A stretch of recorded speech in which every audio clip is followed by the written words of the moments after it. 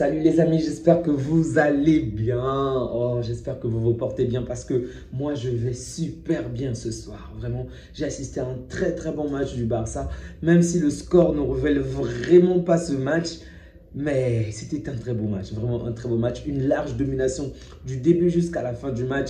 Un Pedri, je ne sais pas comment le décrire, ça dépasse l'entendement. Pedri est trop fort, il est trop fort. Ce n'est même plus un humain, c'est un extraterrestre. Donc, je comprends parfois certaines comparaisons avec Iniesta, mais ce garçon-là est un monstre. Vraiment, c'est un monstre. Même si pour l'instant, je me dis que pour l'instant, je précise, Iniesta est encore un tout petit peu au-dessus, mais Pedri est très fort. Vraiment, il est très fort. Moi, là où j'aimerais qu'il soit encore plus fort, c'est dans la finition, qu'il puisse davantage marquer, ok, qu'il puisse ajouter cette petite touche-là de but. Et pour moi, là, il sera carrément le maestro des maestros. Mais Pedri fait plaisir, sincèrement. Je peux passer toute cette vidéo à ne parler que de Pedri. Et pourtant, ça ne veut pas dire que les autres ont été nuls. Non, loin de là. Les autres ont également été bons. Ils ont bien joué, mais... Oh, Pedri.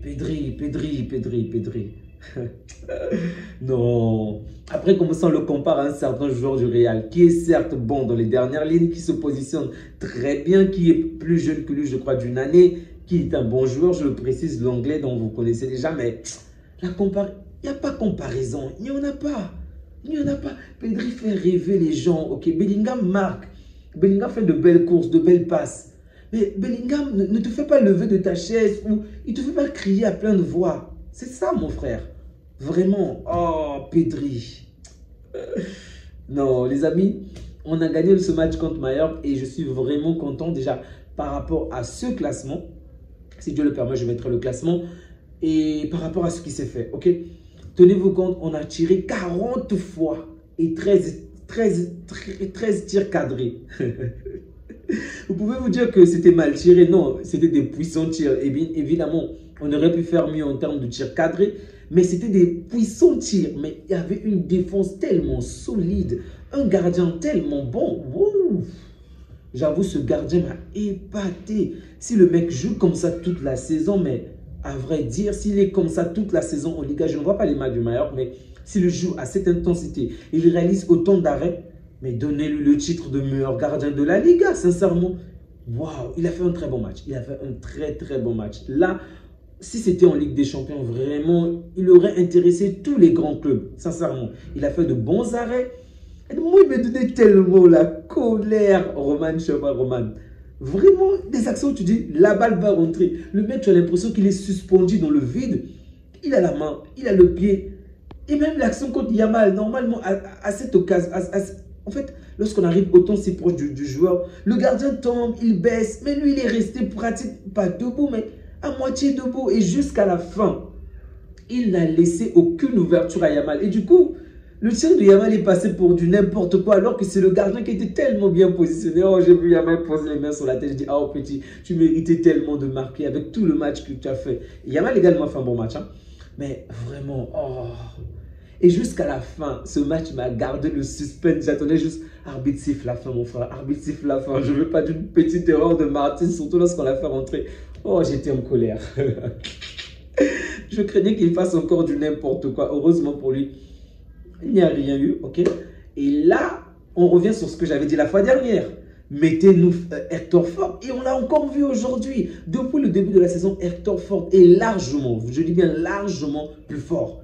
Souvenez-vous qu'à un moment, on comparait même Hector Ford et Baldé. Bien évidemment, Baldé est plus fort que lui, mais pour vous dire de quelle manière il est plus fort. Il dribble, il fait des passes, il est bon défensivement, il est bon offensivement. Martin, défensivement encore, il n'est pas exceptionnel, il se débrouille. Offensivement, c'est rien vraiment. C'est terne, il n'apporte rien offensivement. Et on voit la différence avec Hector Ford. Il élimine les joueurs adverses. Hector Ford, vraiment, tu m'as manqué. Tu m'as manqué. Donc, pendant que Baldé n'est pas, évidemment, je préfère que Baldé soit là, mais tant que Baldé n'est pas là, je préfère de loin, de très loin, qu'on mette Hector Ford plutôt que Gérard Martin. Ok? Donc, ça, c'est déjà mon point de vue sur ces joueurs-là. Offensivement, c'était très bon. On s'est procuré énormément d'occasions, mais il a fallu que Garcia et Olmo fassent la différence. Très beau but d'Olmo, vraiment le calme, la tranquillité, le geste, la lucidité. Oh,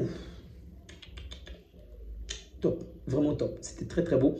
Torres a fait un bon match, mais c'était vraiment pas le bon match pour lui. Bon, il a fait un bon match, je précise, mais c'était pas le meilleur match de Torres parce que dès qu'il avait la moindre touche de balle, ou dès que la balle, en fait, dès que la balle s'approchait de lui en défense, il avait au minimum 2 jours sur le jeu. Je me suis dit, hey, attendez, est-ce que ces défenseurs le prennent pour Rosario, Rosario, le Ronaldo, le 9? En fait, je ne comprenais pas. C'est pas Torres qui va vous attirer 2 ou 3 joueurs. Lewandowski, à la limite, je peux comprendre, mais pas Torres.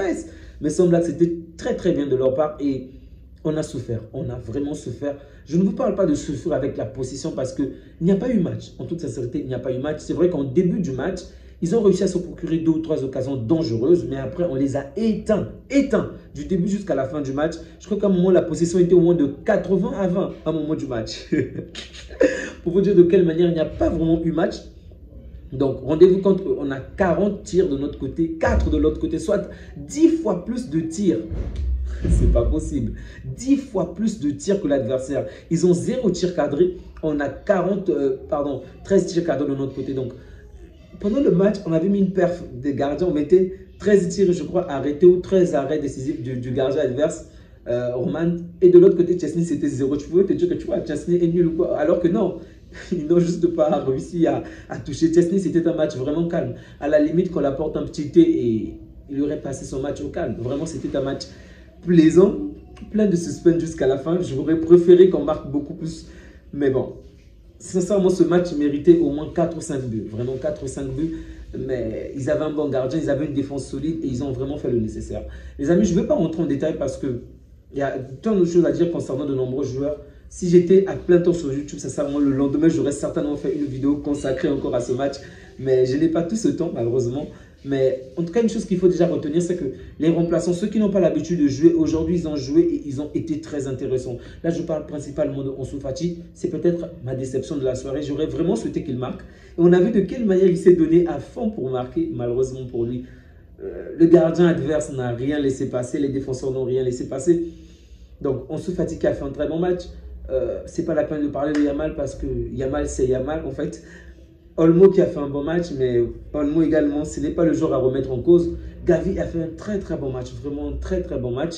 Il est de moins en moins virulent et ça j'aime bien, j'aime beaucoup. Ne pas commettre les fautes bêtes et même des petites fautes qu'il commet, ce sont des fautes plus réfléchies en fait. Ça c'est très bien de la part de Gavi. Torres également a fait un bon match malgré qu'il y avait de nombreux joueurs sur lui. Garcia, bon, une équipe qui mène cette domination, forcément, vous aurez l'impression que l'adversaire n'a pas existé et c'est la réalité.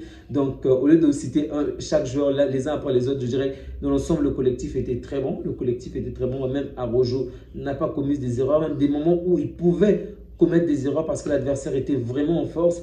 Mais il a su être brave, il a su être fort. Je recherche la possession de balle à la fin du match. Ah, ça se termine sur 80. Ah, ça c'est possession de passe. Possession de balle. Ah, voilà. Donc, le match s'est terminé à 79 et 21. Ils ont gagné d'un point par rapport à ce que j'ai regardé pendant le match. Donc, c'est déjà mieux que rien.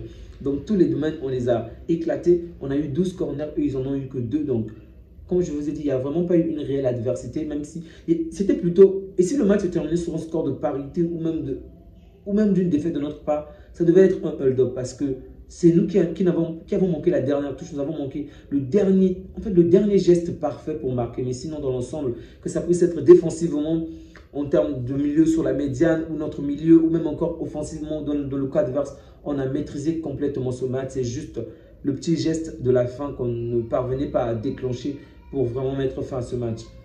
Donc, 7 points d'écart par rapport aux voisins, ça fait plaisir. En espérant qu'ils vont se casser la gueule demain face à Malaga. Les amis, la finale approche à grands pas et j'espère avoir le temps pour non seulement débriefer la finale, mais faire un avant-match de cette finale-là parce qu'il y a pas mal de journalistes sur pas mal de plateformes qui ne cessent de dire qu'on va perdre. Ok, peut-être, mais bon. D'autres sont tellement des footix qui ne voient que leur club, peu importe les performances des autres, ils ne pensent qu'à leur club.